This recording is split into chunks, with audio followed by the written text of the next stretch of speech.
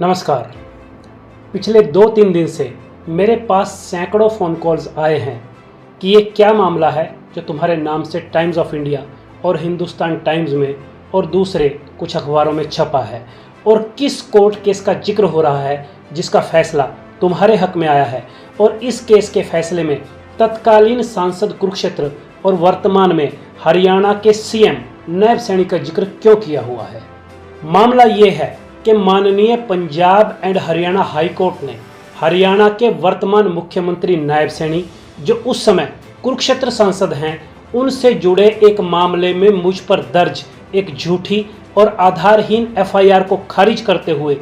33 पेजों का एक ऐतिहासिक फैसला सुनाया है, जो हर उस पत्रकार, हर उस बुद्धिजीवी के लिए एक मिसाल, एक मदद साबित होगा जिन्हें सत्तारूढ़ लोग अक्सर अपनी आलोचना होने पर मानहानि, सामाजिक सद्भाव और आपसी भाईचारा खराब करने जैसे आरोप लगाकर अपनी शक्ति और सत्ता का इस्तेमाल करते हुए उन्हें कानूनी मकड़जाल में उलझाने की कोशिश करते हैं। इस फैसले में माननीय कोर्ट ने बहुत ही स्पष्ट और कड़े शब्दों में जो कहा है, उसका सार ये है कि किसी भी जनप्रतिनिधि के कार्यों से असंतुष्ट होकर यदि कोई आम नागरिक उनके प्रति सार्वजनिक मंच से नेक नियत से असहमति जताता है या उनकी आलोचना करता है, और वो जनप्रतिनिधि या उसके समर्थक उस व्यक्ति की स्वस्थ आलोचना से अनकंफर्टेबल फील करते हैं, तो भी आप उसकी आवाज़ को किसी भी प्रकार की झूठी क्रिमिनल प्रोसीडिंग जैसे झूठी एफआईआर या झूठे कोर्ट केस के जरिए नहीं दबा सकते हैं। ऐसा कहते हुए माननीय हाई कोर्ट के honourable justice Vinod S Bhardwaj ने इस मामले में मुझ पर दर्ज एफआईआर नंबर 131 वर्ष 2020 पुलिस स्टेशन नारायणगढ़ को क्वैश कर दिया, और यही वो मामला है जो पिछले 2-3 दिन से हाईलाइट हो रहा है। अब जानते हैं कि आखिर ये मामला क्या था। मसला ये था कि साल 2020 में जब मार्च अप्रैल के महीने में देश भर में कोरोना की बीमारी अपने पैर पसार रही थी और देश में लॉकडाउन घोषित कर दिया गया था, तब गरीब और मजदूर लोगों को राशन, दवाई और दूसरी ज़रूरत की चीज़ें मुहैया कराने के लिए देश के हर राज्य, हर जिले और हर कस्बे में अनगिनत सामाजिक और धार्मिक संस्थाएं अपना अपना योगदान दे रही थी, अपना अपना सहयोग कर रही थी। गौरतलब है कि तत्कालीन सांसद कुरुक्षेत्र और वर्तमान में मुख्यमंत्री हरियाणा नायब सैनी जिस सैनी बिरादरी से संबंध रखते हैं, उसी सैनी बिरादरी की सामाजिक संस्था सैनी सभा नारायणगढ़ भी लोगों की सेवा में लगी हुई थी, इसमें कोई शक नहीं है। लेकिन 2-4 दिन के बाद ही संस्था के इस काम का, अर्थात कोरोना में लोगों की मदद करने के काम का राजनीतिकरण हो गया, और संस्था के प्रत्येक काम में नायब सैनी जी की धर्मपत्नी सुमन सैनी जी को सोशल और मेन स्ट्रीम मीडिया में कोरोना काल के दौरान किए जाने वाले कार्यों के लिए हाईलाइट किया जाने लगा। और इसी दौरान दिनांक 26 अप्रैल 2020 दिन रविवार को पंजाब केसरी के अंबाला संस्करण में तत्कालीन सांसद नायब सैनी और सुमन सैनी जी की फोटो वाला पूरे पेज का एक विज्ञापन प्रकाशित होता है। कोरोना काल में छपे इस महंगे विज्ञापन की डिजाइनिंग और भाषा कुछ ऐसी थी कि मानो इसे सैनी सभा ने ही छपवाया हो। कोरोना काल में हुए इस राजनीतिक फोटो सेशन से असहमत होकर मैंने एक स्वस्थ किंतु कटु आलोचना से भरा हुआ एक वीडियो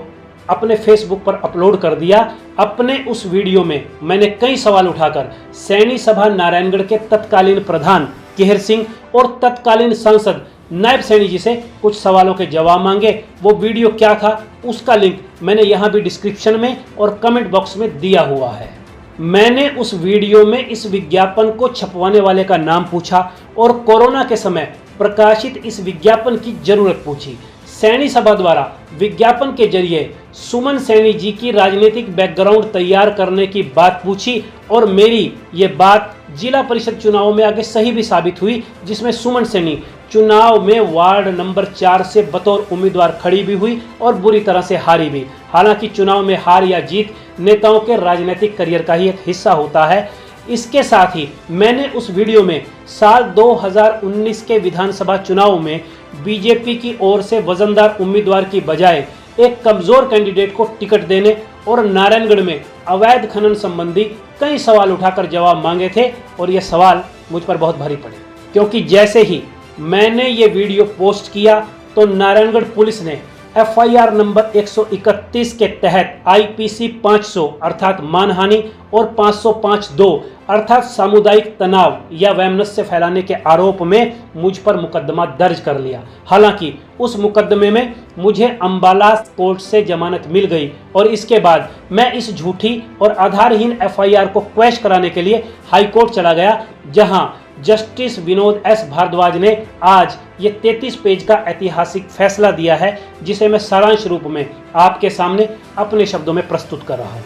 अपना फैसला सुनाते हुए ऑनेबल जस्टिस एस भारद्वाज ने कहा कि कोई भी व्यक्ति जो एक जनप्रतिनिधि है उसे खुद को पब्लिक सर्वेंट ही समझना चाहिए और किसी भी चुने हुए जनप्रतिनिधि से उसके सार्वजनिक आचरण और उसके सार्वजनिक कार्यों को लेकर नेक नियत से जवाब मांगना या सवाल करना कोई गुनाह नहीं है और किसी भी नागरिक द्वारा किसी भी जनप्रतिनिधि की स्वस्थ आलोचना को उसकी मानहानि से जोड़कर नहीं देखा जा सकता है। कहने का भाव यह है कि नेताजी की आलोचना कभी भी अपने देश की, राज्य की, जात बिरादरी की या धर्म की मानहानि नहीं होती है। इसी फैसले में माननीय कोर्ट ने मानहानि से ही संबंधित करतार सिंह बनाम स्टेट ऑफ पंजाब के केस में सुप्रीम कोर्ट के केस का भी हवाला दिया है, जिसका भाव यह है कि जनप्रतिनिधियों की त्वचा या उनकी स्किन इतनी नाजुक नहीं होनी चाहिए जिस पर आलोचना की जरा सी धूप से रैशेस पड़ जाएं। हालांकि आलोचना सदैव कड़वी होती है और असहज महसूस करवाती है,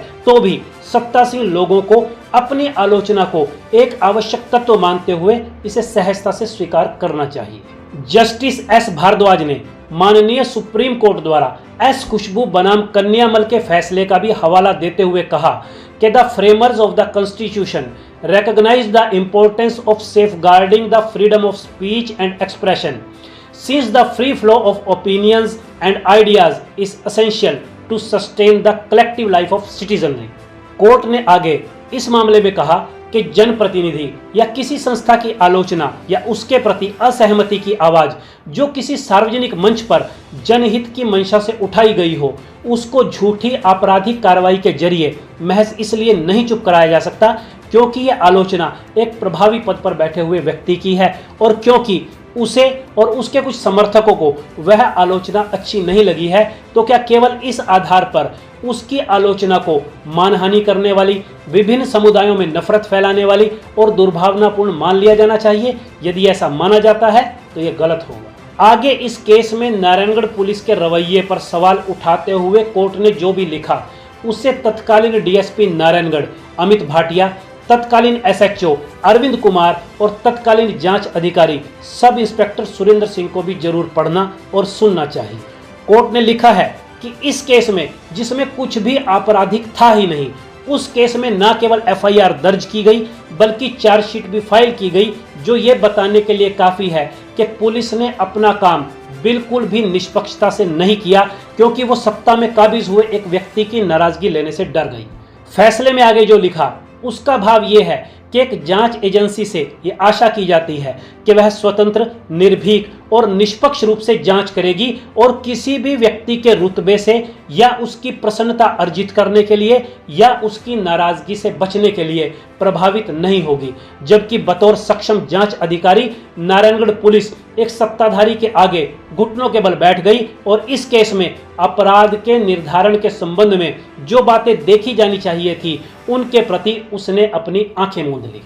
नारायणगढ़ पुलिस द्वारा किए गए इस काम ने न्याय को परास्त किया है, क्योंकि किसी भी प्रभावी व्यक्ति के केस के निर्धारण में जब भी पुलिस पक्षपातपूर्ण रवैया अपनाती है तो इससे आम लोगों का न्यायिक व्यवस्था से भरोसा टूट जाता है। कोर्ट ने कहा कि किसी के व्यक्तिगत अहम, किसी की ईगो को संतुष्ट करने के लिए कानूनों की मिस इंटरप्रिटेशन करके, उनका मिसयूज करके या उन्हें तोड़ मरोड़ कर किसी व्यक्ति को झूठे केसों में नहीं फंसाया जा सकता है, झूठे केसों की पीड़ा नहीं दी जा सकती है। कोर्ट ने आगे कहा कि आम आदमी न्याय के बारे में अपना विचार बनाने के लिए कानून के आखिरी निर्णय का इंतजार नहीं करता है, बल्कि न्याय के बारे में उसकी विचारधारा, उसकी अवधारणा तो पुलिस की शुरुआती कार्रवाई से ही बन जाती है। यानी अगर शुरू में पुलिस पीड़ित या प्रार्थी के साथ न्याय करती है तो आम आदमी का न्याय पर भरोसा मजबूत हो जाता है, अन्यथा उसका भरोसा टूट जाता है। कोर्ट ने यह भी कहा कि एक लंबी लड़ाई लड़कर कोर्ट के माध्यम से ली हुई दोष मुक्ति या जीत किसी आदमी को शायद ही राहत दे, क्योंकि कोर्ट में चली दोष मुक्ति की लंबी लड़ाई भी अपने आप में सजा ही होती है। Because in our judicial system process is the punishment for the victims. Court ने यह भी कहा कि लंबे समय के बाद आखिर में न्याय देने का चलन रिव्यू किया जाना चाहिए। कहने का भाव यह है कि कितने ही लोगों को हम देखते हैं जो कई कई साल की बिना मतलब के जेल काटते हैं, जिन पर झूठे किंतु गंभीर केसों में वर्षों वर्ष केस चलता है और आखिर में उन्हें दोष मुक्त घोषित कर दिया जाता है। क्या ऐसे लोगों की न्याय की लड़ाई के दौरान की पीड़ा, उनके दुख तकलीफ का किसी भी तरीके से मुआवजा देना संभव हो सकता है? कितना ही पैसा या कोई भी पद या उस पर झूठे केस चलाने वाले लोगों को कितनी ही बड़ी सजा भी उस बेकसूर आदमी के दुख तकलीफों का कोई विकल्प नहीं हो सकती है। इसलिए न्याय के उत्तरदायित्व को वहन करने वाले लोगों को इस बात को हमेशा ध्यान में रखना चाहिए कि पीड़ित को न्याय प्रत्येक चरण पर उपलब्ध होना चाहिए, ना कि वो अंतिम निर्णय होने तक इंतजार और केवल इंतजार करने के लिए हमें मजबूर खड़ा नजर आए। Because justice delayed is justice denied.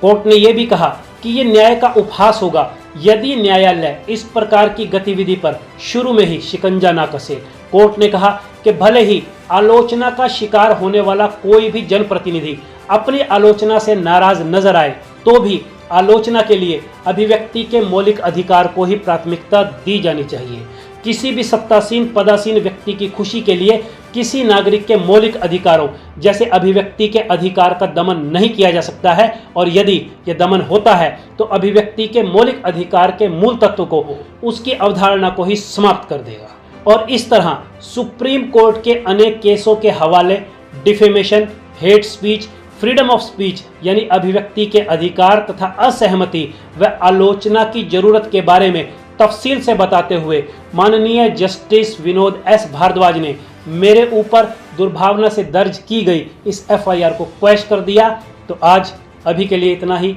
जल्द मिलेंगे किसी और बड़े मुद्दे के साथ। तब तक के लिए इजाज़त दें। नमस्कार।